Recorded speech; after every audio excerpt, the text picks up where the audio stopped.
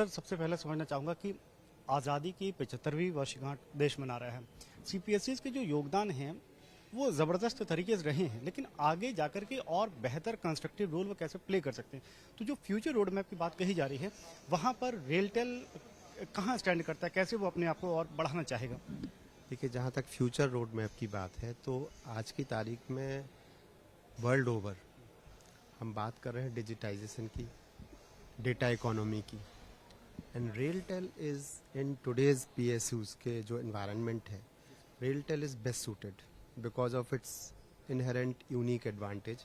पहली चीज़ तो रेलटेल का जो नेटवर्क है, it's along the track, so different right of way है.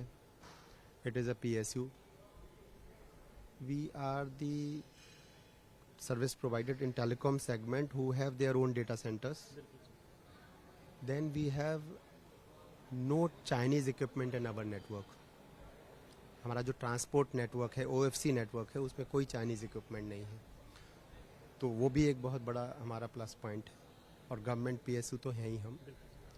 And over a period of time, चूँकि हम लोग रेलवेज़ के लिए जो सर्विसेज देते रहे हैं, so we have gained good amount of experience in rolling out digitisation services like e office हमने रेलवेज़ के लिए किया, जहाँ more than 1.5 lakh people are using e office application. हमने रेलवे के 600 प्लस हॉस्पिटल्स को ई गवर्नेंस के, basically hospital management information systems के लिए पूरा कंप्लीट काम किया है। तो ये जो एक्सपीरियंस है, ये हम दूसरे जो हमारे गवर्नमेंट डिपार्टमेंट्स हैं, PSUs हैं, उनको वहाँ पर भी रेप्लिकेट कर सकते हैं। So we become enabler of digitisation, that is one. Second is, जब हम ई गवर्नेंस की बात करते हैं तो हम रूरल अर्बन एरियाज़ में तो बहुत आसान है, लेकिन रूरल एंड रिमोट एरियाज़ में वहाँ पे ई गवर्नेंस को कैसे लेके जाएं। तो रेलवे का जो नेटवर्क है, हमारे 6000 स्टेशन हैं, उनमें से 5000 स्टेशन ऐसे हैं जो रूरल और सेमी अर्बन एरियाज़ में आते हैं। और एक एस्टिमेट हमने सर्वे कराया है कि हम करीब 1 लाख विलेजेस को हम लोग along the railway track, out of 6.5 lakh villages we cover. तो that we are using by our rail wire broadband service also, and the same can be used for taking those e-governance application जो government के direct benefit schemes हैं, different schemes हैं, to the real place जहाँ पे हम नहीं ले जा पा रहे। वी कांट से कि हमने कर लिया और अर्बन एरियाज़ में करके हम कह दें, बट रूरल में जब तक नहीं होगा, तो ऑनरेबल प्राइम मिनिस्टर का भी यही है कि विज़न है, ड्रीम है कि हम रूरल एरियाज़ को कनेक्ट करें। तो रेलटेल उस हिसाब से भी बेस्ट सूटेड है। So we are, I don't say कि हम कंप्लीट कर देंगे, but we are one of the enablers in this journey.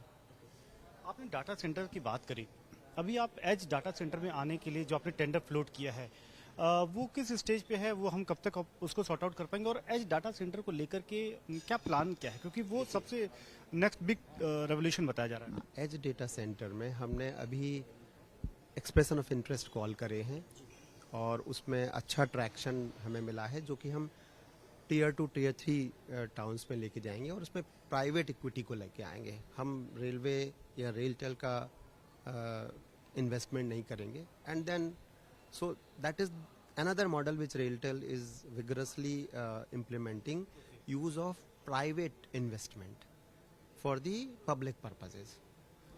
Yes.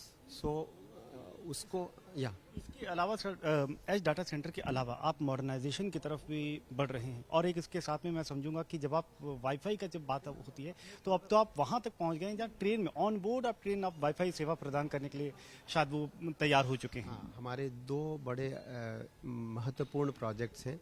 एक रेलवे डिस्प्ले नेटवर्क है, जिसमें हम स्टेशन के ऊपर स्क्रीन्स लगाएंगे, उसका टेंडर ऑलरेडी फ्लोटेड है। और दूसरा है कंटेंट ऑन डिमांड, जो ट्रेन में जिसकी आप बात कर रहे हैं। It's not completely online you can say, but it's close to online. So आप डिमांड कर सकते हैं, देन नेक्स्ट स्टेशन जो भी मेजर स्टेशन आएगा, वहाँ पे वो कंटेंट जो डिमांडेड है, that will be offloaded to the server in the coach, and then people can enjoy entertainment और whatever services they want to. और एक आखिरी सवाल सर, इसके अलावा हम जो लगातार अलग अलग एमओयूज कर रहे हैं, जैसे सी डॉट के साथ में हमने हाल में किया था, इसके अलावा हम किन के साथ में टाई अप करने का विचार कर रहे हैं, प्लान कर रहे हैं? और अभी तक स्टेशन, ट्रेन, ये जो आप सर्विसेज थे ना, वहाँ पर अब आप बढ़ के जनता तक पहुँच रहे हैं, इन द सेंस आप प्राइवेट प्लेयर्स को डायरेक्ट पीपल तक आप कनेक्ट करने की कोशिश करें, वहाँ पर रेलटेल कहाँ स्टैंड करती है? जहाँ तक एमओयूज के लिए आपने बात करी तो सी डॉट एक काफ़ी फॉरवर्ड लुकिंग यूनिट है डीओटी का, और वो लोग आरएनडी में अच्छा काम कर रहे हैं. सो हम लोग ने उनके साथ basically as a industry we partnered them with them, and then we look forward that how many areas we can cover, like LTE for railways, that can be one. LTE in general तो हो रहा है, लेकिन LTE for railways is also, railway is also looking for the similar kind of thing.